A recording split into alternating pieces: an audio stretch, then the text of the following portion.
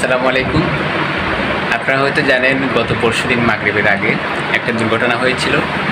তো কিছু মিয়া মাদ্রাসা ভুঁইয়ারপাড়ার ওইখানে এই মাদ্রাসার ছাত্রকে আমি ওইখান থেকে রিসিভ করে ওর বাসা পর্যন্ত পৌঁছে দিয়েছিলাম। অনেকে জিজ্ঞেস করছেন, অনেকে ধন্যবাদ জানিয়েছেন, কৃতজ্ঞতা প্রকাশ করেছেন এবং ফোন দিয়ে জানতে চেয়েছেন বিষয়টা। সবাইকে স্বাগতম জানাচ্ছি। এবং এই মূল ঘটনাটা হচ্ছে, আসলে আমি ফটিকছড়ি বিবিরহাট থেকে এই আমার বাজারমুখী হয়ে যাচ্ছিলাম। যাওয়ার পথে ওকে আমি এই যেটা চান্দ বড় বাড়ি বলে আঞ্চলিক ভাষায়, চাঁদমিয়া সদের বাপের বাড়ি আর কি, ওই জায়গাতে ওর সাথে আমার দেখা হয়। আমি যখন বাইক নিয়ে দিক থেকে যাচ্ছিলাম, ও ওই জায়গাতে আমাকে বাইকটা থামাতে বলে আমি থামার পরে ওকে দেখতে পেলাম। তারপর ওকে জিজ্ঞেস করতেছি, তুমি কি অ্যাক্সিডেন্ট করছিলা? তো ও বলতেছে, না আমি অ্যাক্সিডেন্ট করি নাই।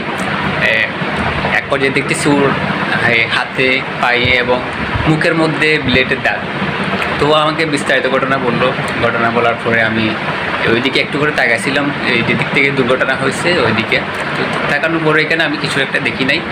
স্বাভাবিক মানুষ চলাফেরা করতেছিল এবং আমার সামনে দিয়ে একটা অটোরিকশা গিয়েছিলো, ওইটাও দেখছি এখানে, কিন্তু মানুষ স্বাভাবিক ছিল। তবে দুর্ঘটনা হয়েছে এটা সম্ভবত 2 মিনিট অথবা 3 মিনিটে এরকম সময়। তো আপনারা হয়তো জানেন এই ওর সাথে যে দুর্ঘটনাটা হয়েছে এটা অনেক বিপজ্জনক একটা দুর্ঘটনা। সবাই সতর্ক থাকবেন, যাদের ছেলে মেয়ে মাদ্রাসা এবং স্কুলেতে আছে সবাই আপনারা সতর্কতা অবলম্বন করবেন এবং আপনাদের বাচ্চাদেরকে নিয়ে যাওয়ার সময় আপনারা দিয়ে আসবেন এবং নিয়ে আসবেন। আর ফটিকছড়ি পুলিশ প্রশাসন এবং এমপি মহোদয়, ইউনো সবাইকে আমি অবগত করব যে এই বিষয়ে তদারকি করার জন্য এবং সবাই যেন একটা সুষ্ঠুভাবে চলাফেরা করতে পারে সেই বিষয়ে নজরদারি করার জন্য। তো দেখতে পাচ্ছেন আল্লাহর রহমতে এই মাদ্রাসার ছাত্র এখন অনেক সুস্থ আছে। সবাই দোয়া করবেন ওর জন্য। সবাই ভালো থাকবেন, সুস্থ থাকবেন। ধন্যবাদ সবাই।